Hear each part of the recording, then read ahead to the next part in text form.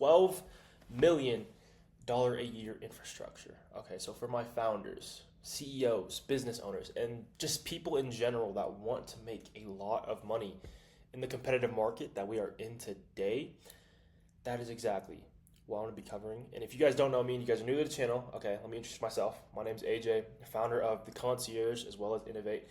My first company, The Concierge, I scaled up to about $5 million a year in client portfolio. Took me about 6 to 8 months.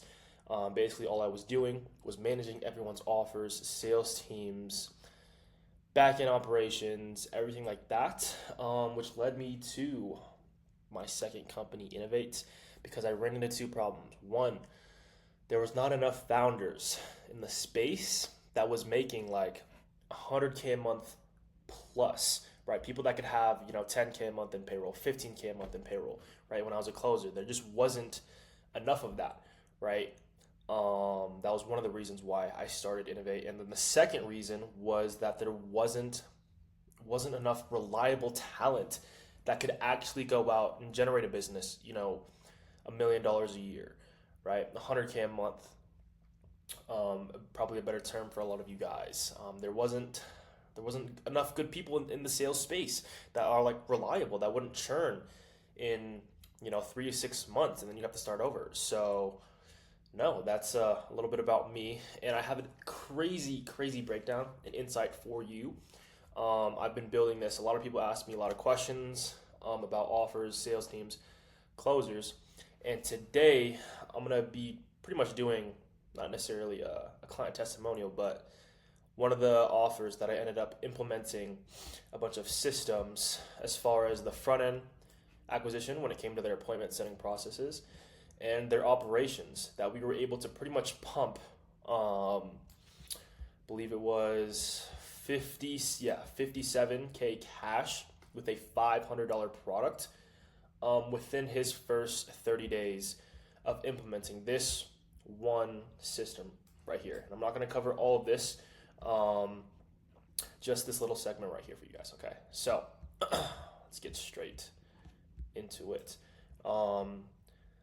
So what I'm going to be covering exactly is just a 12 million a year internal sales team process, operation, and workflow that we implemented into an e-commerce offer in an e-commerce niche. And before I even talk to you guys about like what we implemented, I want you guys to understand, because a lot of you guys are doing this when you're running an offer or a service. I wanted to understand what he had set up in the first place. Okay, so people that start offers, they don't actually know how to set up offers properly. So if you guys are experiencing this, don't worry, like a lot of people do it. So this was his entire process right here. It was just 3 things. Someone would reach out to him organically with no script or process. All he would do was send a basic Calendly link, leveraging 0 features, 0 qualifying questions, and they were able to book out 30 days in advance. Okay, this was his entire front end acquisition. Okay, and his traffic source was organic content. Okay, so even worse. And he was making like what I think it was like 5K a month before we implemented this stuff into his business. He had 0 pre-call homework. He had no nurturing before the call, right? No nurturing tool. He had 0 text reminders, 0 confirmations. He was freeballing his entire sales call and sales process with 0 sales training, and 50 plus other things that was completely ruining and causing constraints and friction within the business. I could go on forever on what he didn't have. So 0 CTAs, 0 freebies. He's never even ran one. He had a lack of just sales knowledge overall. He didn't even have a script. This entire process. Okay, you guys can go look at this later, take a screenshot of this. But I want to talk about what we were able to pretty much instantly implement. Was about 8 things into the front end acquisition to be able to book 400 calls within the first month of implementation. Okay, so what we were able to add and implement was one, an appointment setting team, because he was completely running the offer by setting and texting himself. Okay, and that's a whole other issue in itself. If you're a CEO and you're a founder and you're still setting and taking your own calls, you need to get out of it, because you're already spending half of your year operating within the business, and that's just stupid. You'll never be able to beat Elon Musk or anybody at a higher level because you have zero leverage if you're doing all that yourself. Okay, we implemented the sales process that I've taken from past clients that I've worked with, as well as past offers where I was a setter and a closer, and I saw the insights, and it's pretty much what was able to generate $1 million a month, right? We optimized his Calendly for higher outputs. He had zero questions on it, and he was able to book out 30 days. Okay, we implemented a pre-call homework, or like basically post-call videos and nurturing process after someone is able to book a call. We implemented his free YouTube as the nurturing tool for people to consume content. And this right here, to be honest, is more important than a lot of the things, especially in today's space, being that is so competitive, right? People have seen services before. People have seen offers daily. They get spammed with it. So many people running so many offers. So people's sales cycles are increasingly getting longer. Like, why would anybody buy anything from you when Alex Hormozy exists, right? All of his free assets that he puts. You can learn ads, you can learn offers for completely free from a person who's generating $250 million, soon going to be able to be a billionaire within the next year, 2 years with acquisition.com. Why would anybody pay you $10,000, $5,000, $3,000, right, when they can go learn it for free? So this right here was crucial because it builds trust, right, to pretty much do exactly what you say that you actually do. We added automated workflows, confirmations, and as well as triagers to confirm calls, because 400 calls, it's a lot of input going from $8K a month to pretty much $57K cash with a $500 product in 30 days. So we also implemented a talented closer, and then fixed 50 plus other things, right? The setters, they were on 24/7 time coverage. So if you guys don't have DMs on a 24/7 time coverage, get a setter from the US, and then go get a setter from like Australia or UK time, right? Or from the Philippines, right? So you can cover the DMs 24/7. A lot of money is slipped because people don't do this, right? And then hire world-class talent. Please don't hire from like Facebook chum that churns in like 6 months. Don't do that, all right? And all the setters were trained on warm direct outreach as well as outbound, inbound, and triaging. So they could be DMers and dialers as well. So they were like hybrids. They weren't just strictly DM setting. Okay. The sales process, it's proven. There's really nothing else to say about that. If it ain't broke, you don't need to fix it if it ain't broke. So set your calendar out 3 days. This increased his show rate to 80%. I don't know why people book out like weeks, months in advance, unless you're experiencing like thousands of book calls a day where you need to increase the days out, and you have a higher leveraged offer where you are making, like $1 million a month, like $500,000 a month. There really isn't any reason for you to book out that far. Otherwise, you could just double the team, double the closer, and set it out for 3 days. Because if people are booking like weeks in advance, they're gonna no-show, right? And that's just stupid. So also we implemented questions that got insight for closers to have leverage on calls and prep your closers to actually close better, like be able to close more deals, higher conversions, just with simple questions from the Calendly. Okay, the automations that we had, people are getting pinged 9 times a day via emails, SMS to make sure that these people show up on calls, as well as a triager confirming that people will close. A lot of people out there, they have insane no-show rates, which is stupid because you're basically saying, all right, I don't want half of the business that I could close. So definitely optimize Calendly and make sure that people show up to the fucking calls. All right.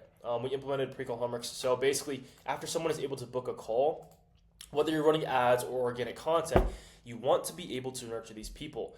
Okay, like if the days of running a funnel to a booked call with no nurturing process at all are over, right? Like people are getting smarter. The market is smarter. You have to be able to drive this attention to reduce a person's sales cycle to make it easier for your closers to convert them, right? So this is where you would drive them to testimonials, undeniable proof that you actually do what you say that you do, right? And if you're a business owner and you don't have testimonials and undeniable proof, then more than likely you have a lot of fucking work to do as a business owner. And you shouldn't even be running an offer or teaching people anything or running a service, okay? You need to go get better at what the fuck that you do, okay? So the YouTube, we leverage YouTube to shorten sales cycle, obviously, and this is this is an industry standard for you guys, okay? So standard, someone needs to consume 7 hours of content from you, and they need to see you at least 7 times before buying. Okay, that's how competitive it is now. They need to consume more of you. They need to see more of you. The best way to do that is YouTube. Okay, so, and this also puts them in your ecosystem, right? Dropping a sub, right? Getting access to or them putting in their information so they can go through an email workflow, right? So that from the emails you can drive that attention to a community or YouTube, whatever you use, right? This is massively important right here. This entire section. Okay, and then this other stuff, like, yeah, obviously we place talent closers, like high caliber reps, not just bums from your DMs. Okay, but the real stuff that I want to talk about is the operations, right? Obviously, I'm not going to go over everything so far or that I'm building out. I want to cover just this alone right here. You can pump $1 million a month through. Okay. Some people's businesses, most of your guys' offers, you probably couldn't even pump $1 million through because you're offering like one-on-one mentorships for an hour of your time, or even group calls that you're not even outsourcing, right? There's just no way you'd be able to scale to $1 million a month. Okay, and that's why I want to cover this and all the metrics and channels that we use to track everything. There's a lot of reasons why this is massively important to be able to pump $1 million a month out of.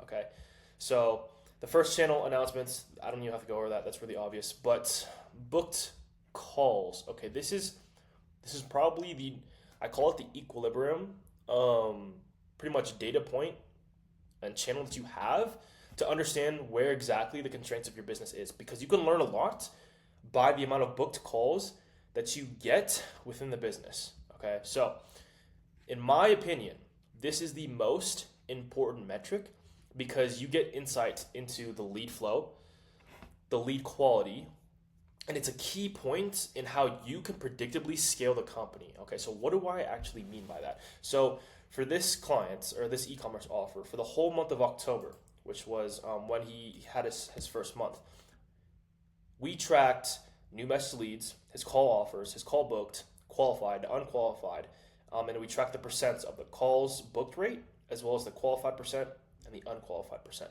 And this all came from just the one channel of booked calls. Okay, so why is it important? Because you get data and you can set KPIs within the team as well as the number one metric. Okay, because you can use this data for so much. Like, I'm actually surprised of all the founders that I've hopped on calls with when I ask them, okay, like, are you tracking your numbers as far as like the sales side? Like, what does the data look like? So I can get like a pulse for your business. I'm just surprised at how many companies and people don't track anything. Okay, and it's stupid. Like, it's stupid because this leads to zero direction for your offer to scale, and then more than likely you're going to point the finger at the team, the market, the leads, the ads, when you're not hitting the numbers that you actually want to hit. Like, it's nice to say, oh, I want to get to $1 million a month with my offer. Okay, well, like, if you don't track anything, you're a bullshitter. You're just you're a liar. Okay, and I'm going to show you right here exactly why and how important it is to track this data. So for the whole month of October, he had about 3,000 leads come through the door organically. Okay, we offered about 600 people, so like 587 people, a call out of this 3,000. About 400 calls were booked. 39. This number might be a little bit off for the qualified and qualified percent. But really, this is this is the points that I want to hit right here. The calls book. We had about 400 calls out of 3,000 leads. Okay, and I also tracked the cash collected for each week. How many calls were taken to generate this amount of income? Okay, so right here, these are key data points because you can leverage the team, leverage the data to push the team, even the founder as well. Because for me, I was like a sales agency or whatever, and I personally used this data to push the creator that I was managing. Okay, so for week one, he was able to generate about 20,000 cash off of 154 book calls, 71 calls taken, and 85 no-shows, 23 closes, whatever, right? Now, this is important because I actually got to see from a bird's eye view where the constraint of the business was on him wanting to scale to, like 100K a month. Okay, so, and I jotted it down into 3 things. Okay, so marketing and generating attention, this wasn't an issue because he was able to push 3,000 leads to the door, right?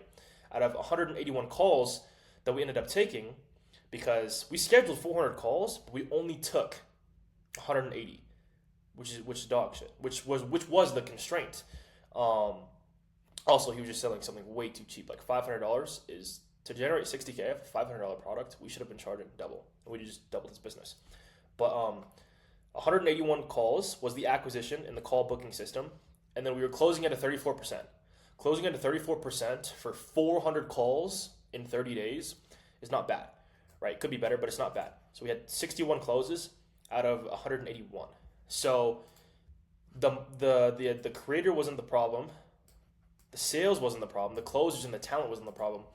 We had a problem when it came to people showing up to calls and the after call process. Okay, that's what we were struggling with.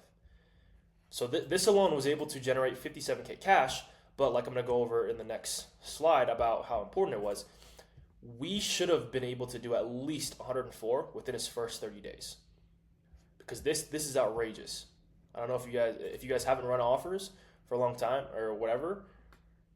181 calls out of 400 is atrocious. We had more no-shows than calls taken. Right here alone, we could have doubled his business, 104K within his first month, like I said.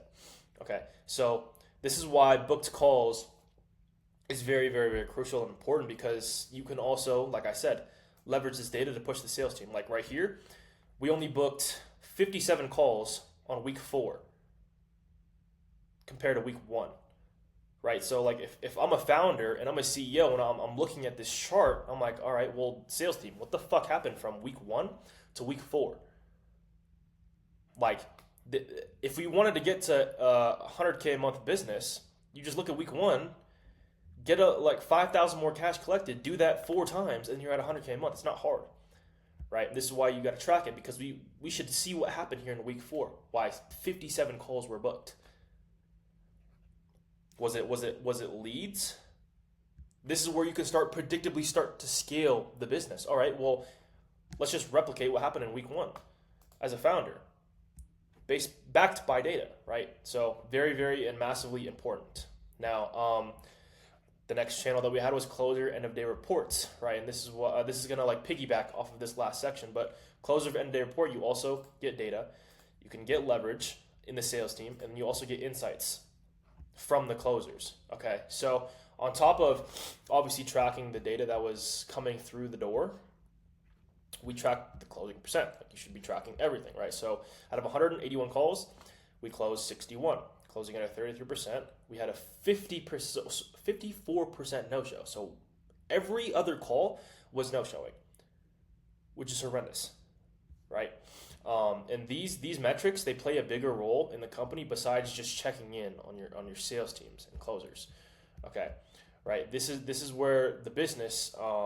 This is the business. The closes, that is the business. That is the heart. That is the pulse of your business. Okay, so here's what I mean by that. Obviously, you can use these numbers to lead the team of all the 4 closers. Like right here, I can see these 2 closers had 20 closes compared to the other 2. So this guy, he's got to get booted, right? But you can use this data to lead the sales teams, to fire people that suck, and to set higher KPIs and higher goals for the company so you can scale predictably from, like 100K a month, 250 to 500, right, to a million.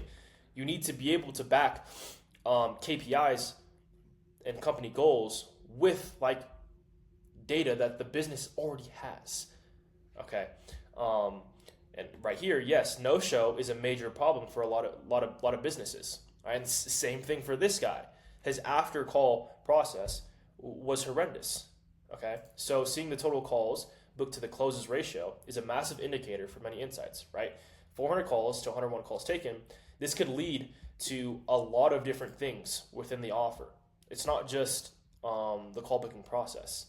This could either mean that they're attracting the wrong audience, right? Wrong people, and they're unqualified via ads, content, outreach. Post booking sucks. The nurturing tool sucks. You might be booking too far out and you need a bigger sales team. If you're booking out like 7 days, why would you do that? Just increase the number of people on your sales team so you can keep that 3-day window, so you can keep that show up rate at 80%. Just increase the team, especially if you have the volume for it. You don't need to book that far out. Automations and call confirmations aren't performing. Massively important because this 400 calls could have been, not 114 within the first month. And I want to emphasize this, it's kind of crazy. For people that run like 10K products, you'll understand how important, how crazy that is. But we could have done $114,000 off a $500 product, which is insane. Okay, so another channel that we used on the operations side was obviously the closer trainings, right? So we covered, like I said, we cover all these, but the closer training is also massively important for a lot of different reasons. For us, I didn't have to really be hard on the training because they came from me internally. So I already knew they were good. I didn't have to micromanage them like crazy because I knew they know how to close deals. So we just did trainings and check-ins on Tuesdays and Thursdays. Okay, and the way that we would run these, this might be messed up on my part, but yeah, I think it was actually 3 days, not 2 days. Mondays and Fridays. Or no, sorry. The trainings were on Mondays, Wednesdays, and Fridays, and the check-ins were on Tuesdays and Thursdays. Okay, but on Mondays, we would obviously mock, role play the offer, right? See exactly what we're seeing on the calls, what objections are popping up from the audience. We'd have a live call on Wednesday, basically live calls. We would meet up at one specific hour where someone had a call, and we would watch the closer live and put some pressure on him, right, or her. And then Friday, we would review calls from the week as a team. Review literally the insights into what we're seeing in these prospects. Okay, because and this is important. If you don't do this with your sales team, like you're stupid. Because obviously the way that we have this set up, you need to train them, right? That's the basics. That's why you run trainings. You need to train them, but you need to collect data on the quality of lead flow. This could be for the founder. It's not just, you don't run these trainings just to close or just to train your sales team to close better. You do it for the company as well, right? Because you can also identify constraints. Let's say a prospect comes up with an objection of, I don't see enough testimonials about your company. Okay, then the constraint for the founder would be, I just have to do more student interviews on my YouTube so that this doesn't pop up on calls, right? Or, I just need to know about marketing. Okay, well, on the YouTube for the founder, he can use that information to just make a bunch of marketing videos because they're getting a lot of questions on that, right? Outlook for the week. This is obviously for us to see the closers, calendars, how far they get booked out. If they're booked out every single day for the next 3 days, then we probably have to introduce another closer or make a setter a hybrid. Have a setter play both parts of transitioning to a closer and being a setter on top of that. Okay, obviously accountability is why we host these, to make sure that the closers aren't shit and we need to fire them, right? And this is also for setting new bars and standards, right? So week by week, you want to increase how much you push the team as well, and set new KPIs for, if we just get another close every single week, the business will grow 50% every single week, right? So you can always set new standards, especially as a founder. I would recommend this so that you can make more than you did last month. And then building team culture, and then also removing friction from the company is also why you need to host these trainings. And they're also mandatory because I'll give you an example. So as a founder, you have to think as your company as almost like a football team, right? You could be the head coach of the Dallas Cowboys or whatever, but your players, the people that are actually in the game, even though you're the head coach, can see things about the game that's happening better than you can because they're the ones that are actually playing the game. They're the ones talking to the prospects. They're the ones having the conversations, right? So they can actually get answers from who they're talking to and feedback for you as the head coach. And there's multiple positions, right? Quarterback, closer, right? Wide receivers, they could be the setters, right? Ideally, the sales team and sales manager overall is just like managing a football team, right? They see the game differently than the coach. They have insights into the game that could be useful. And yes, you should be firing the underperforming players. Always. You should be hiring and firing at least. I don't even know what the stat was that I heard a while back. You should be at least firing and hiring better players month by month or quarter by quarter at least. Okay, because you don't want to settle ever. So the next channel that we used on the operation side was frameworks. So this is your SOPs, and this is pretty much the number one. I don't know if I can't emphasize this enough. This is the number one lever for scalability and outsourcing as a CEO. And I don't know how I can emphasize this more. Like you need to have SOPs. Like there's just when you're onboarding and your team is getting bigger and the company is getting bigger. Like an example for everyone, I have 104 SOPs that anyone that gets onboarded to my personal company and my offer, you have to go through 104 SOPs. Okay, because you need your team to be informed about everything about your business. Okay, the number one time consumer for a lot of CEOs is having to train people about their business week by week, month by month. Especially when you're trying to outsource like closing and appointment setting, there's just so much training that goes into it when you run like a really good company. And it's the number one constraint for startups under like 7 figures a year. This alone, just SOPs. You probably spend half of the business or half of your weeks just training people if you're obviously hiring. Okay, so this onboarding and ramp up, the turnover time shouldn't take months. This will save you so much time. Okay, it's a lot of the hidden bottleneck. I call it the hidden bottleneck because one, companies hire terrible talent all the time and they just end up churning over 6 months. They have zero SOPs. So when let's say they do hire someone really good with zero SOPs, that good person can either churn or that good person has no idea what the fuck to do because you're spending like day by day, week by week trying to train them up on your shit, and they'll leave. At least the good reps, right?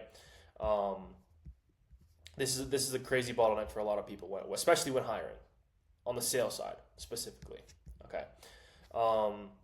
General channel, that's also obvious. I don't really have to cover that. Post-call notes. Okay, this is important for two sides, right? The appointment setters, three sides. The appointment setters that book calls to the closers to be able to provide insights into the calls for the CEOs.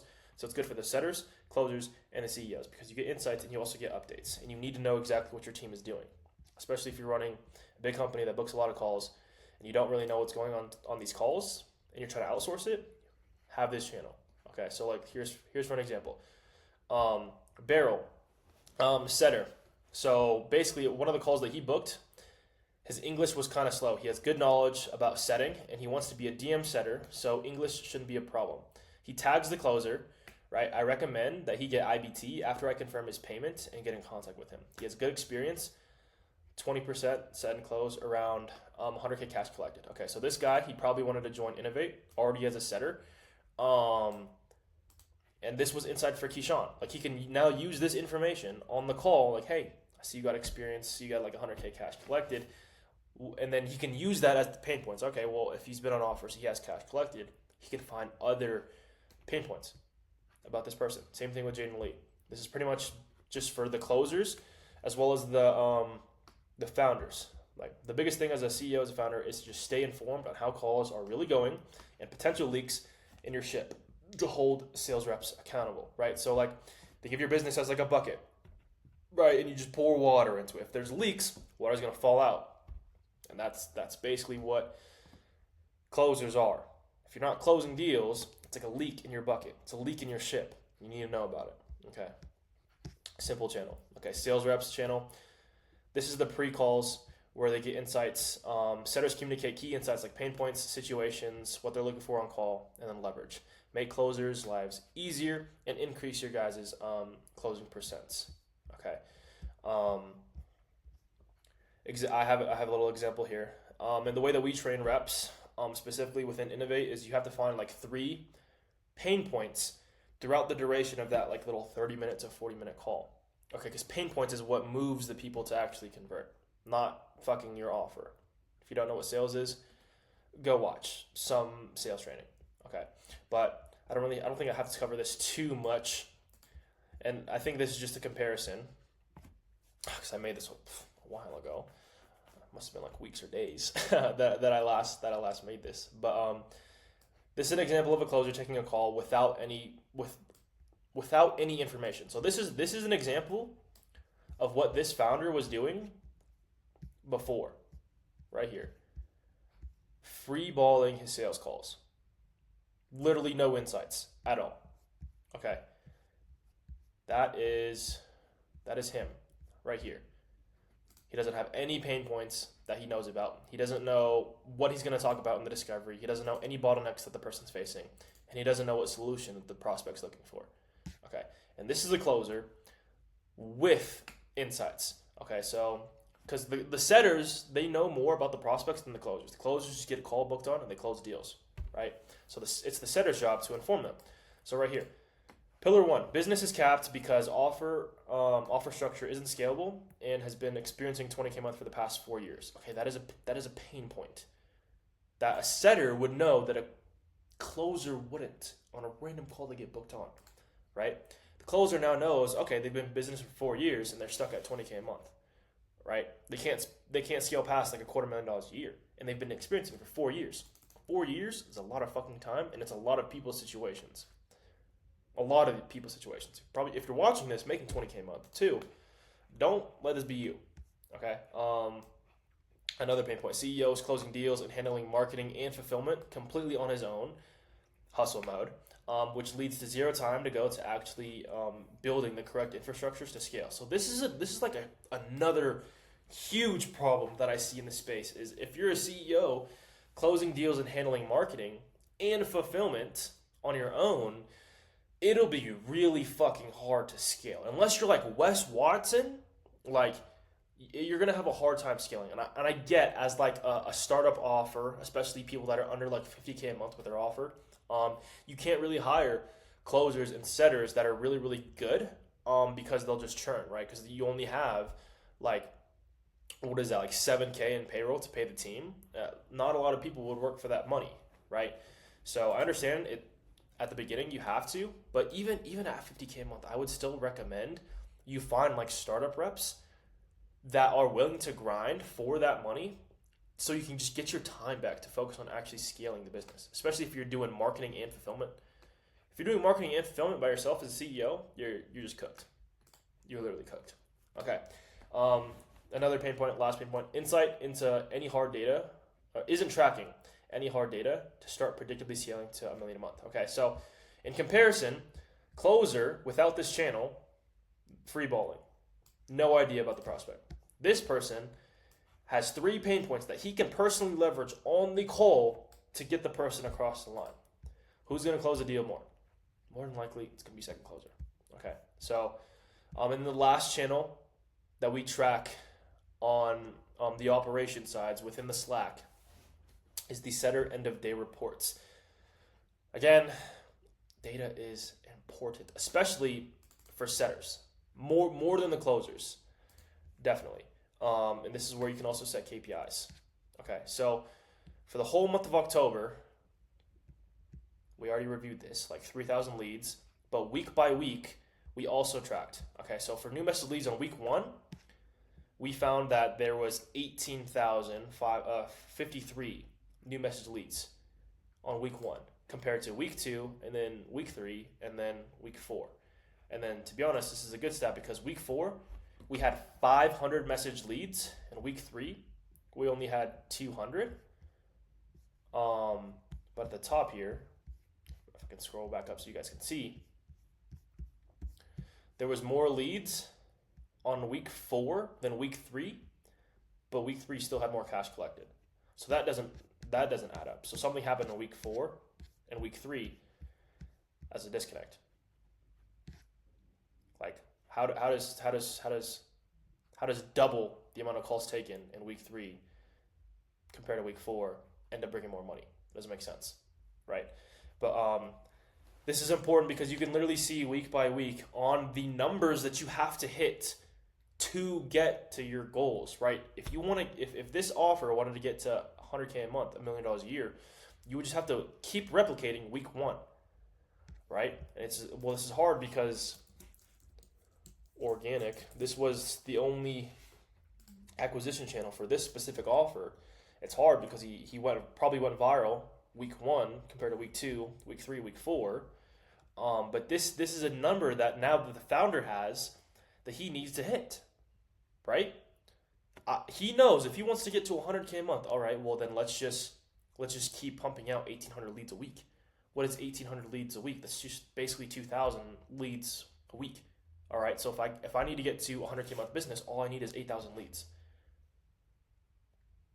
That is backed by data. That is backed by hard data, not emotion. Like, oh, I want to get to 100K a month, but I'm not tracking anything, and I think the closes are shit. Like, no, that doesn't make sense, right? We also tracked cash collected per setter. So like, obviously this top setter right here, I believe I know who this is. She was killing it. And then overall, we can track the month by month. Unscheduled calls, calls taken, no shows, closes, closing percent, show up rate, to be able to set KPIs. So obviously for the month of October, he had 400 calls booked, and then November, December declined. Again, probably because he was running a strictly organic offer, but October, September, they're chilling, right? So this infrastructure right here, this system that we inputted into his business, overall arching, you guys can see why we have each channel in here. This system alone, he could have been pumping out $1 million a month, easy. Or sorry, this is a $1 million a month infrastructure that we inputted into a business that was making $8K a month, and then turnaround time for that second month for the first 30 days was $57K cash. One implementation. One infrastructure that we implemented into an 8K a month business, 57K cash next month, very next month. Okay, just this one on the operation side. That doesn't even cover like all this, like the sales stuff that we were able to implement for this guy in the e-commerce niche. Okay, so I hope you guys, if you guys are this person right here with zero structure, and you don't have a Slack operation like this, or any operation in general, where you're tracking all of this data, where you're tracking all these inputs and outputs, where you're tracking all the trainings, where you have internal SOPs so you can onboard 100 reps at a time, right? Or 50 reps once you get big enough, because you guys, everyone should be shooting for like $1 million a month in the space, right? If you don't have any of this stuff, I will have free resources where you can take the tangible infrastructures on top of this Lucid chart, and I can send it to you guys. But no, I hope you guys got value from this video, and I'll end it off here because I won't cover everything. I know this is a lot of information for you guys. So if you are a founder and you are a business owner and you are making 100K a month, one of my personal goals here with Innovate within the next year to 5 years is to be able to partner up with 500 to 1,000 founders within that time frame to create at least bare minimum a $50 million a year portfolio. So if you are running an offer, making 100K a month, I would love to have a conversation, maybe even just get some insights for you on how you're running your offer, right? To see if I can get some value from you, and maybe I can give some to you as well. There's going to be a link to book a call with my team, so we can just have a conversation to see a little bit more about your business. And no, I appreciate you guys for watching this video. I'm gonna have more niches that I drop for you guys. This is just one on an e-commerce offer that I was able to implement. I have like 20 other niches that I've been able to work with, that I've been able to get insights from. So they're all going to be on my YouTube. So no, I appreciate you guys for watching this video, and I'll see you guys on the next one.